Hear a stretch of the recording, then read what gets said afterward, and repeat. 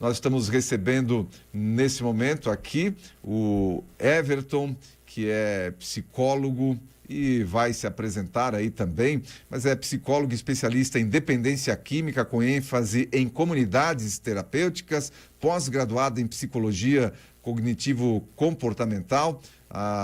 Atualmente está adquirindo inclusive o título de mestre em psicologia clínica na saúde. Trabalha na Prefeitura de Timbó, no CREAS com atendimento psicossocial, na saúde na UBS Nações. Então, muito bom dia, Everton, seja muito bem-vindo. Obrigado por essa oportunidade de poder falar a respeito de um tema tão importante e tão relevante social, né? Eu agradeço essa oportunidade, primeiramente. Muito bem, Everton. 77 anos dos Alcoólicos Anônimos. Perfeito. Então, primeiramente quero me apresentar, né? Como você já vinha falando, né? Eu sou uma pessoa que possuo também o transtorno por uso de substância.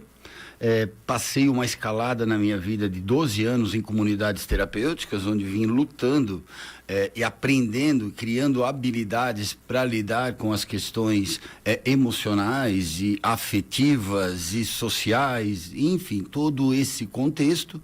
Logo após isso, fui trabalhar em uma comunidade terapêutica, onde descobri sentido para a minha vida, ajudando as outras pessoas. A exemplo de que Viktor Frankl fala, né, sobre isso, né? Encontrar sentido para a vida, ajudando os outros. Mas no momento percebi que era muito pouco o meu conhecimento, né? E o conhecimento empírico. O conhecimento empírico é uma das coisas hoje que prejudica o processo de recuperação. É a pessoa que se recupera e acredita que a forma que funcionou para ela vai funcionar para outra pessoa. Não funcionou exatamente para ela, não existem receitas prontas para isso. Bom, nesse período eu voltei a estudar, depois de 25 anos, onde eu terminei o 2º grau. Logo depois eu fiz Enem e ingressei na faculdade. Isso foi no Paraná. E depois de formado, logo pós-formado em psicólogo, eu precisava de mais especialização, então onde eu fiz o curso de pós-independência química, com ênfase em comunidade terapêutica, que é um novo, né? Existe embasamento teórico, científico, do que são uma comunidade terapêutica e quão eficiente ela pode ser. Logo depois veio a teoria cognitiva comportamental, que eu fui me construindo para isso. Hoje o que mais traz resultado dentro dos transtornos mentais, porque ela tem um repertório de muitos estudos com evidências, né? Então veio a teoria cognitivo comportamental e por fim, mestre em psicologia clínica da saúde. E breve estaremos entrando no doutorado também, que foi tudo esse meu repertório, essa minha motivação interna, que eu estou trazendo para falar um pouco do Bill Wilson, que é o fundador do Bill e Bob, né? Ele descobriu essa motivação interna dentro dele. Então, dentro da história, eu não sei muitos os dados, porque eu sou um amigo do A. Eu vejo a eficiência que tem o A, o NA, o amor exigente, como é importante que as pessoas vão adquirir conhecimento. Tanto a pessoa entender sobre os seus nuances da dependência química, como também a família ir lá. Porque uma família tratada é um ambiente seguro para o usuário. Uma família que não se trata, ele é um ambiente muito desgastante. E aí outra coisa, precisa ser entendido que uma pessoa que vai procurar tratamento em dependência química, ele já sai do ambiente doentio. Então ele faz o tratamento, lá ele aprende prevenções de recaída e ressocialização. Ressocialização básica, onde vai morar, onde vai trabalhar, quais são os vínculos sociais. Mas voltando para a fala da história do fundador do AA, ele também passou por um processo depois do pós-guerra, casou e aí ele experimentou o álcool, quando ele bebeu, segundo falas dele, que ele encontrou o elixir dos deuses, né? Enfim, depois disso ele teve muitas facticidades, o tratamento da época não eram tão efetivos, a espiritualidade, a religiosidade, e aí ele aprendeu algumas questões de religiosidade, começou a reunir alguns alcoólatras na sua casa, mas percebeu que eles voltaram a beber. Mas ele não. Desculpa. Mas ele não voltou a beber. E aí, com isso, ele marca, em um outro momento, ele teve uma fissura muito grande, já estava um período sóbrio, e ele é onde ele conversou com o Bob, que também era um médico, né, renomado, e marcaram uma conversa de 15 minutos, e foram lá e conversaram horas e horas. E ali perceberam que uma pessoa que possui o transtorno por uso de substância, conversando com outra pessoa, conseguia se manter sóbrio. E dentro disso veio toda a formação, toda a história da fundação do A, né? É muito interessante. Depois também mostra a história do Al-Anon, que é importante, que precisa do trabalho junto à família. Porque essa família, o alcoólico bebe, o alcoólatra bebe, e a família que fica tonta, no caso, né? Um jargão deles mesmos, assim.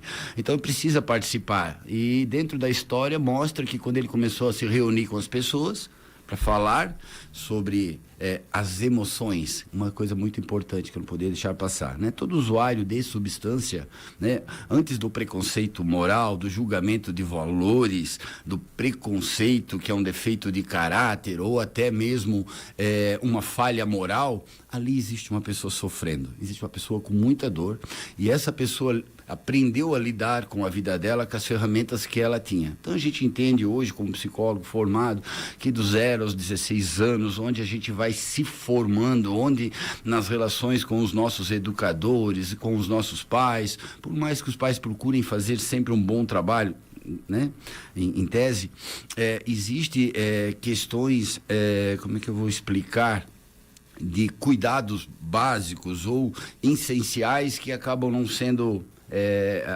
conseguindo atingir esse objetivo. E dentro disso é ali que nasce algumas das nossas crenças muito disfuncionais, possivelmente de desvalor, de desamor, e ali essa pessoa começa a ter certeza sobre ela. Fazendo um link novamente, nessas questões que começam a ter a saúde mental prejudicada, né? Uma depressão, né? Ela nasce nesse período do ambiente muito invalidado. Dentro desse ambiente invalidado, a pessoa tem contato com o uso de substância, que é a cocaína, que é estimulante do sistema nervoso central. Então, a depressão, os sintomas negativos da depressão, com o uso da substância, atua em cima desses sintomas. Se eu estou conseguindo ser claro, é quando as pessoas falam assim, ai, como é boa a droga, né? Não, bom é um beijo na sua mãe, bom é um bolo de chocolate, bom é correr, bom é fazer amor, bom é muitas coisas. O uso da dependência, ela acaba fixando tanto porque ela atua dentro dessas questões emocionais. Imagina uma pessoa que está na depressão e não sabe o que fazer com isso, é apresentado o ambiente invalidado, e quando ela tem contato através do ambiente, ela experimenta, ela acaba se apaixonando. E isso você pode perceber também que existem várias pessoas dependentes de várias situações, né? Um é de medicamento, o outro é de álcool e o outro é de droga. Sempre existe uma função, existe um papel nessa função. Então, uma pessoa mais ansiosa se identifica com maconha, a pessoa que é muito inibida, muito introvertida, uma pessoa que tem muita dificuldade e habilidade social, a gente poderia mergulhar lá para a história de vida dessa pessoa, como ela foi criada, o alcoólatra, né? Então, a gente entende que o álcool, ele é depressor do sistema nervoso central. Que coisa toda essa aí, né? Como eu falo para os rapazes, que a minha ideia quando eu estou fazendo o grupo é que eles me entendam, não que eu reforce o meu ego ou esse psicologismo que acaba afastando, né, o profissional do própria pessoa que precisa ser ajudada. Mas o que o álcool faz é que ele tira a tua censura. E quando ele tira a tua censura, o que quer dizer isso? Para os teus faladores na sua mente. Isso não pode, isso está errado, isso eu tenho vergonha, você é feio, você é bonito, você é incompetente. Então ele bebe, e aí o lado emocional. Então é como se a gente tivesse a razão e a emoção. A hora que eu bebo, a razão, a minha censura vai embora. Isso explica, né, os Ayrton Sennas da vida quando pega o carro, né? Até por base de dados, o que mais hoje mata no trânsito, nem as estatísticas mostram que não são os dependentes, são os bebedores de final de semana, né? Enfim, mas isso é só um dado a mais. Que ganham mais coragem, que ficam mais corajosos. Sai a censura, então Sai até para abordar. E outra coisa assim, como eu falo o papel, né? Então essa pessoa que é muito tímida demais tem dificuldade para abordar no relacionamento. Quando ela bebe, ela consegue, se aquela pessoa não quer, ela vai no outro, e ela consegue conversar. E aí tem a outra coisa, que ela acaba... como ela tem um reforçador positivo, no caso, ela saiu e deu certo, ela bebeu, então ela começa a repetir esse comportamento. E na psicologia, ela apoia essa ideia de que quando você tem um movimento e ele é reforçado positivamente, ou de financeiro, ou você teve um ganho, a tendência é você aumentar esse número de comportamentos. Então existe também esse comportamento no uso da substância, né? Muito bem, e a gente sempre ouve as pessoas falando, né, e dentro dessa tua, né, dessa tua abordagem, me chamou a atenção e me lembrei de que as pessoas muitas vezes falam, não, entrar para o vício, tomar a cerveja, ou o álcool, ou o cigarro, é decisão pessoal. As pessoas, como elas decidem entrar, elas precisam decidir sair também. Como é que você avalia isso? Isso, muito, muito boa a sua pergunta, né? Realmente é um desafio respondê-la, mas precisamos ir por partes, primeiro, né? Não existe uma questão só.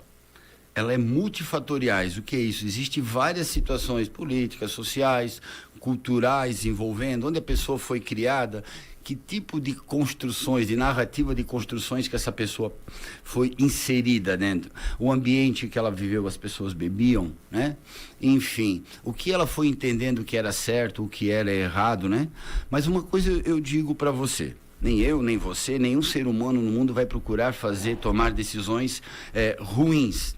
A gente procura decisões boas com base no que você tem de princípio de escolhas, né? Então, eu não gosto dessa fala, né? O cara escolheu beber, né? A gente vive numa sociedade hoje onde muitas coisas são reforçadas como normal, né? Então, a questão genética do uso de álcool, né? Atendo muitas pessoas aí que os pais são usuários de álcool. Hoje pararam, mas o filho está no uso. E ele sofre um preconceito danado. Então é nesse ponto que eu digo para você que as pessoas conseguem mudar conforme as razões internalizadas que ela tem. Que razão que ela tem, né? Ela foi lá e bebeu, ninguém bebe hoje e fica viciado amanhã. São 21 anos para que a pessoa se torne um dependente de álcool. Os dados estão aí e demonstram isso. 21 anos. Dentro desses 21 anos ele controlou. Ele bebeu no final de semana, ele parava quando ele queria, e aí vai estourar, se você for visitar uma comunidade terapêutica, 50, 60 anos, onde a pessoa perde o controle do uso do álcool. Claro que durante o ano foi criando prejuízos. Quando ele chega nesse período, ele está mais fraco, debilitadamente, já está aposentado, a família já não quer mais nem conversar com ele, porque ele trouxe tanto prejuízos, né? E estoura a dependência. Mas voltando à tua pergunta, então, essa questão da escolha, a gente procura fazer escolhas com o que você tem de ferramenta, habilidades, enfrentamento, conhecimento para fazer escolha. E nenhum ser humano no mundo vai mudar um comportamento que ele não tenha prejuízo. Por isso que é muito difícil você abordar uma pessoa no início do uso da substância. Porque mesmo ela é funcional ainda. E o que leva as pessoas para a comunidade terapêutica, isso também é uma coisa muito boa para falar para as famílias e também até para as pessoas que estão em tratamento. Sempre é o prejuízo do uso da substância. Existem pressões internas e externas. O que é a pressão externa? Problema com a polícia, problema com saúde, problema com família, problema financeiro, morando na rua, falta de dinheiro para adquirir a substância. Então, pensão alimentícia, a gente orienta as famílias, olha, ele tem o filho, ele não quer, eu não sei o que fazer com meu filho, ele não quer tratamento. A senhora que paga o celular dele? A senhora paga a água? A senhora paga a luz? A senhora está pagando a pensão? Sim. A senhora vai pagar a dívida do traficante? Sim. Então essas famílias, elas precisam de apoio emocional, porque a família é treinada para trazer perto, né? E outra coisa importante, e as pressões internas que é angústia, temor, raiva, impotência, né? Todas essas questões direcionam a pessoa para a comunidade terapêutica, mas por um breve período, porque é o que a gente chama de reforçador negativo. Ela está indo lá por causa da pressão que ela sofre aqui fora. Quando ela bota o pé lá dentro, isso já começa a melhorar. O que dá de resultado hoje, dentro da comunidade terapêutica, e trazendo ali que o Bob descobriu essa motivação interna, que foi fazer algo maior do que ele para levar para outras pessoas, né?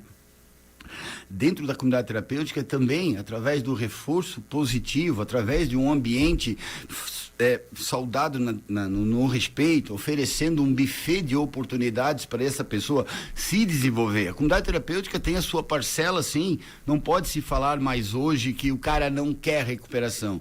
É porque a demanda é muito alta. Então, se não se gasta mais muito tempo envolvido com aquela pessoa que precisa de tempo.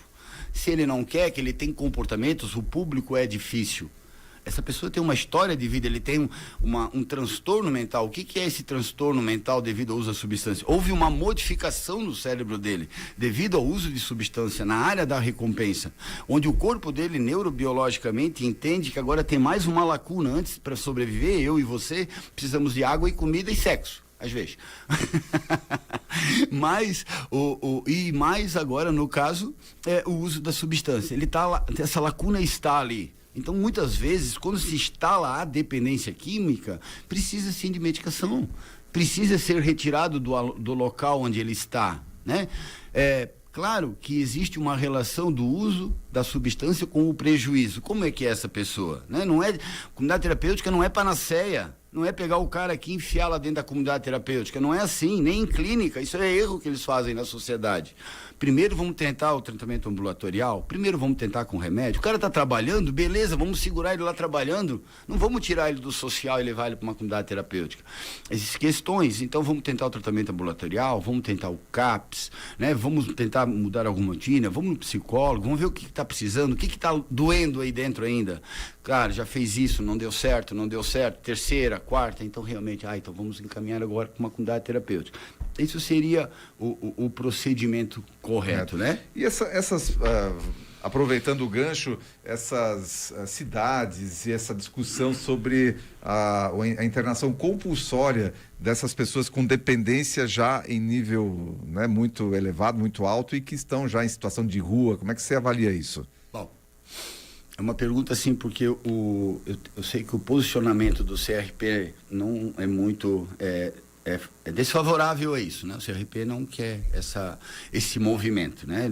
A higienização devido à luta antimanicomial, enfim, né? Eu tenho uma mente mais aberta e mais flexível, não que eles não tenham, mas